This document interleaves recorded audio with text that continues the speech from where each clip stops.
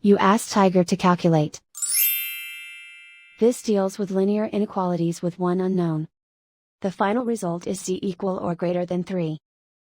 Let's solve it step by step. Group all constants on the right side of the inequality. Add 3 to both sides.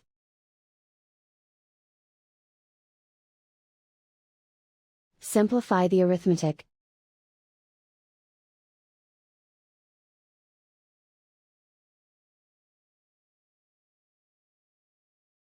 Isolate the z. Divide both sides by -3. Whenever you multiply or divide by a negative, reverse the inequality sign.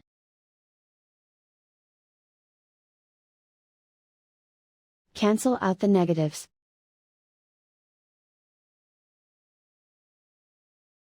Simplify the fraction.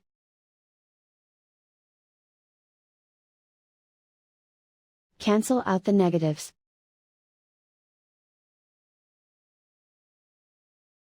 Find the greatest common factor of the numerator and denominator.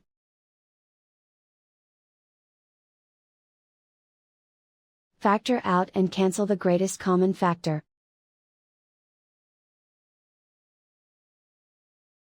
Plot the solution on a coordinate grid.